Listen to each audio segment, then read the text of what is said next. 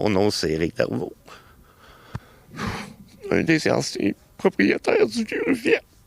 22 bâtiments ont été détruits dans la nuit de samedi à dimanche sur le site du Duché de Bicoline, où, comme nous a raconté un des anciens propriétaires d'un de ces bâtiments, ils ont rendu l'âme, car ce quartier représentait l'histoire du plus grand site au Canada de grandeur nature. Je suis vraiment heureux de ne pas l'avoir vu, de mes yeux vus brûler. Je pense que ça aurait été trop dur.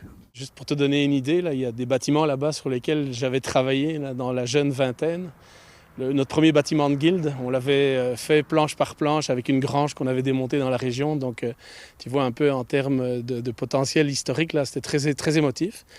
Mais maintenant, je te dirais que l'émotion est passée, puis on est vraiment en fait dans la suite. Là. On est dans le travail concret, dans le plan d'action. Il y a toute une communauté qui, eux, ont perdu totalement leur bâtiment. Ce sont des bâtiments qui sont tous rapprochés les uns les autres. Là. Il y en a qui étaient même collés un sur l'autre, 2 pieds, 3 pieds de distance. En août dernier, Nouveau Info a pu découvrir cet événement de la Grande Bataille de Bicoline. Et pendant notre séjour, c'est la Guilde des Brabancourt qui nous a accueillis, exactement à cet endroit où les habitations ont brûlé. Bien, j'ai perdu un investissement d'environ 15 ans. Je faisais partie de la Guilde de Brabancourt. On a perdu d'autres bâtiments inclus. C'est notre quartier qui a disparu. On n'a pas perdu des choses qui sont remplaçables facilement. C'est des choses uniques, des choses de l'artisanat, des choses qu'on ne retrouvera pas. C'est pas comme une TV qu'on peut en racheter une nouvelle. Là. Il n'y en a pas de remplacement. Pas nécessairement de normes de fabrication médiévale. Donc, c'est construit selon les méthodes. C'est des marteaux de bois, des goujons en bois.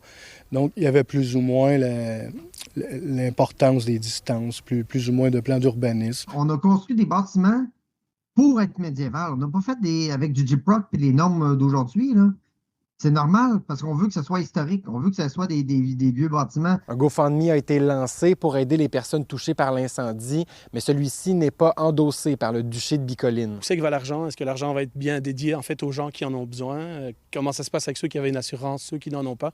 Il y a tellement de questions que nous, ce qu'on dit, c'est qu'on prend de l'information, on regarde, on s'informe, et après, si on doit appuyer une campagne de solidarité et de financement, on va être les premiers à le faire. La chose qui est le plus difficile, c'est que t'as beau vouloir, je vais aller faire d'autres choses, je vais penser à d'autres choses. Tout ce qu'on fait dans la vie nous rapporte toujours à ça.